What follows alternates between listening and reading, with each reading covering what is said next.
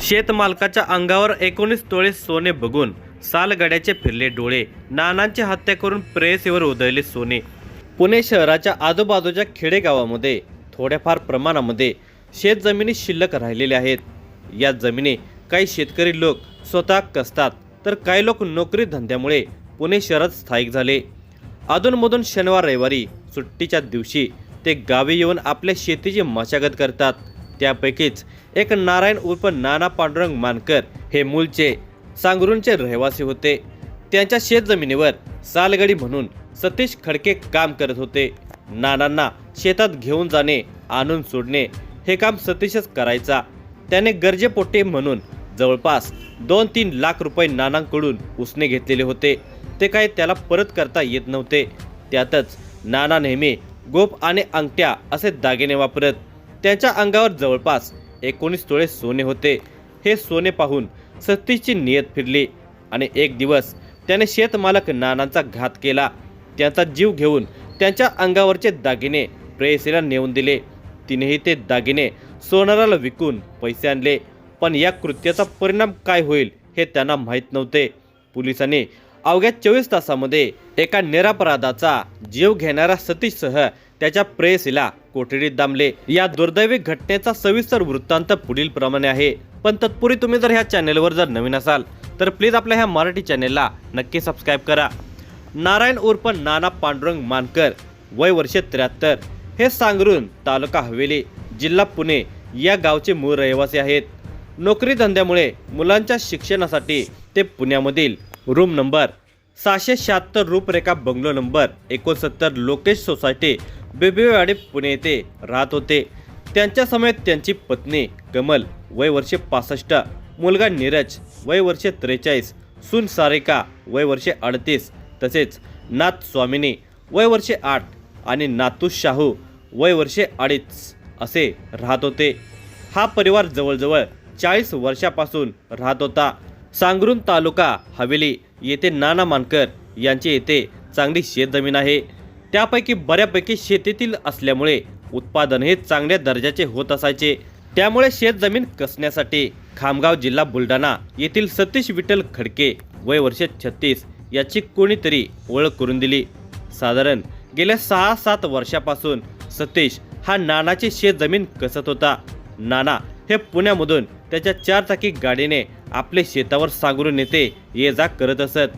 सतीश हा 4 चाकी चालवत असल्याने ज्यावेळेस नानांना शेतावर जायचे असायचे त्या दिवशी सतीश हा तो वापरत असलेली दुचाकी सांगरूनवरून घेऊन पुण्याला यायचा। त्याची दुचाकी नानाच्या घराजवळ लावायचा आणि मग नानाच्या घरी चहा नाश्ता करून तो नानाची 4 चाकी अल्टो कार घेऊन नानांना सांगरून येथे शेतावर घेऊन यायचा। दिवसभर नाना शेतावरील कमी जास्त बघून संध्याकाळी पुन्हा सतीश नानाला सोडवायला पुण्यामध्ये येत असायचा। असा त्याचा नित्य नियम ठरलेला होता। मग नानाला सोडून सतीश पुन्हा मोटारसायकलवरून सांगरूनला येत असायचा। मग रात्री आराम करून दुसऱ्या दिवशी पुन्हा शेतीवरच्या कामाला लागत असायचा। सतीशला कमी जास्त खर्चाला अथवा गावाला पैसे पाठवायला लागले तरी नाना त्याला पैसे देत असायचे। असे त्याचे 5-6 वर्ष चाललेले होते। दिनांक 11 एप्रिल 2025 चा तो दिवस होता। या दिवशी नाना मानकर हे सांगरून येथे शेतावर जाण्याची तयारी करत होते। त्यांना नेण्यासाठी सतीश खडके हा सांगरूनवरून पुणे येथे आला होता। नाना मानकर यांनी आपल्या सूनबाई सारिका हिला सांगितले की माझ्या नाश्त्याबरोबर अजून एक नाश्ता तयार कर, मला सांगरूनला शेतावर जायचे आहे। सतीशलाही नाश्ता कर। सतीश मला घेऊन आपल्या कारमधून जाईल आणि परत येथे आणून सोडेल। साधारण 8 वाजण्याच्या सुमारास सतीश तेथे आला होता। मग नाना आणि सतीशने नाश्ता केला। 8:30च्या दरम्यान नाना नेहमीसारखे घरामधील सोन्याचे दागिने अंगात घालून सतीश बरोबर त्यांच्या 4 चाकी कारमधून बाहेर पडले। 2-3 तासांचा कालावधी निघून गेला।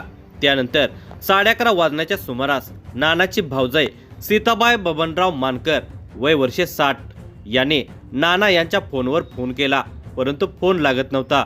म्हणून सीताबाई यांनी नानाचा मुलगा नीरज यांच्या मोबाईलवर फोन केला। त्या नीरजला म्हणाल्या, नानांना मी फोनवर फोन केलेला होता, परंतु त्यांचा फोन लागत नाही। त्यावेळी नीरजने सांगितले की नाना सकाळी 8:30ला बाहेर पडलेले आहेत, बहुतेक शेतामध्ये रेंज नसेल। त्यामुळे मोबाईल फोन लागत नसेल. संध्याकाळ झाली, दिवस निघून गेला. सायंकाळचे 7 वाजले असावेत. या दरम्यान नीरजने सारिकाच्या मोबाईल फोनवरून नानांना फोन केला, परंतु त्यावेळीही फोन लागत नव्हता. असाच काही वेळ गेला. त्यानंतर रात्री 8 वाजण्याच्या सुमारास सारिकाने पुन्हा नाना यांच्या मोबाईलवर कॉल केला. तेव्हाही मोबाईल बंद लागत होता.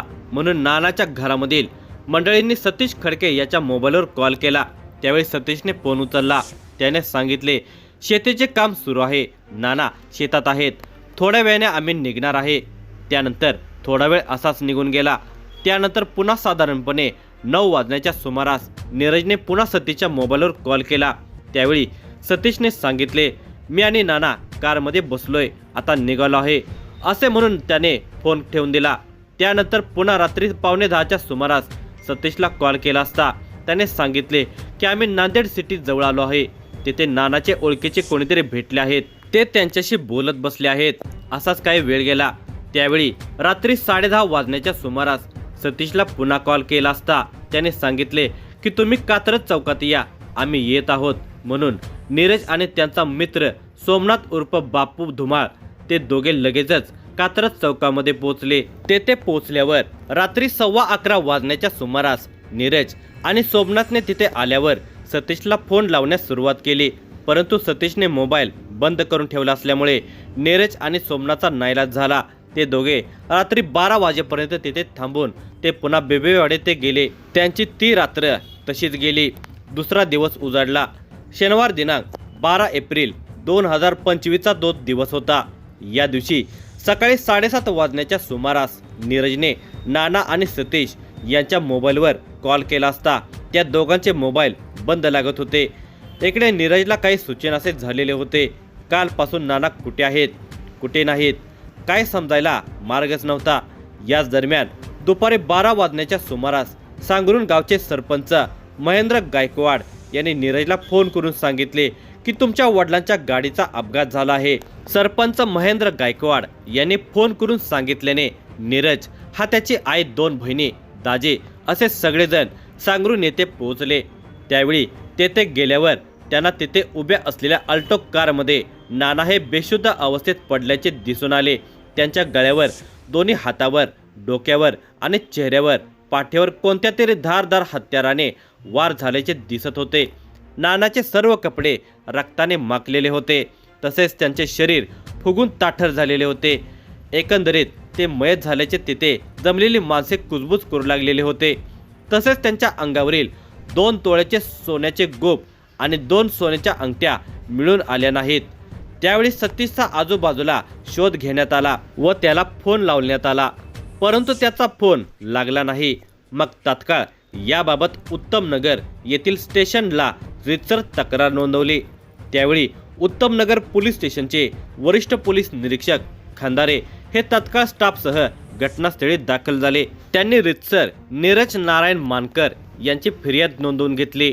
तोपर्यंत घटनास्थळी खंडणीविरोधी पथक 2चे वरिष्ठ पोलीस निरीक्षक विजय कुंभार तसेच क्राईम युनिट 3चे वरिष्ठ पोलीस निरीक्षकही आपल्या तपास टीमसह सांगरुण या गावी दाखल झाले.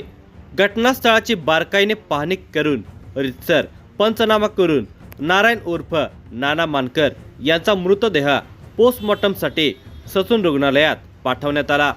त्यावेळी नाना मानकर यांच्यासोबत दिवसभर असलेला सतीश खडके हा बेपत्ता असल्यामुळे त्यांच्यावर जास्त संशय बळावत होता. तसेच खंडणी विरोधी पथकाचे वरिष्ठ पोलीस निरीक्षक विजय कुंभार यांनी समांतर तपास करून या गुन्ह्यामध्ये संशयित असणाऱ्या सतीश खडके याचे मोबाईलचे तांत्रिक विश्लेषण केले आणि त्यानुसार सतीश खडके याच्याबाबत गोपनीय माहिती मिळवण्यात आली. त्यावेळी तो बुलढाणा जिल्ह्यामधील आबोडा या गावी आणि नांद्रे या गावचे मोबाईलचे लोकेशन मिळत असल्याने तत्काळ वरिष्ठ पोलीस निरीक्षक विजय कुंभार यांनी आपल्या तपास टीममधील PSI Gaurav Dev, police head constable Surendra Jagdale आणि इतर सहकारी त्या सर्वांना योग्य त्या सूचना दिल्या. अत्यंत शिताफीने या तपास टीमने बुलढाणा जिल्ह्यामधील जाऊन सगळी माहिती काढली. सर्वप्रथम सतीशला ताब्यात घेण्यात आले. तो सुरुवातीला काहीच बोलत नव्हता, मात्र त्याला पोलिसी खाक्यात दाखवल्यानंतर त्याने गुन्ह्याची कबुली दिली. तसेच त्याने चोरलेले सोने त्याची प्रेयसी कल्पना वानखेडे हिच्याकडे दिले होते। तिने ते सोने एका सोनाराकडे जाऊन मोडलेले होते। तिलाही ताब्यात घेण्यात आले। या दोन्ही संशयित आरोपींना ताब्यात घेऊन पुढील तपासासाठी उत्तमनगर पोलीस स्टेशनच्या ताब्यात दिले। संबंधित सतीश खडके आणि कल्पना वानखेडे यांच्या विरुद्ध उत्तमनगर पोलीस स्टेशनला गुन्हा रजिस्टर नंबर 50/2025 भारतीय न्याय संहिता कलम 103(1)(3)(5) असा गुन्हा नोंदवण्यात आला।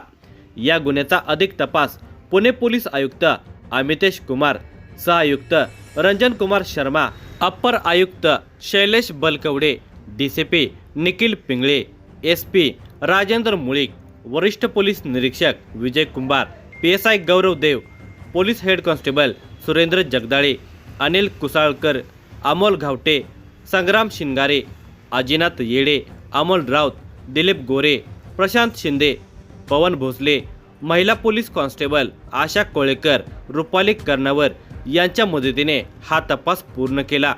या गुन्ह्याचा पुढील तपास उत्तमनगर पोलीस स्टेशनचे वरिष्ठ पोलीस निरीक्षक खंदारे हे करत आहेत।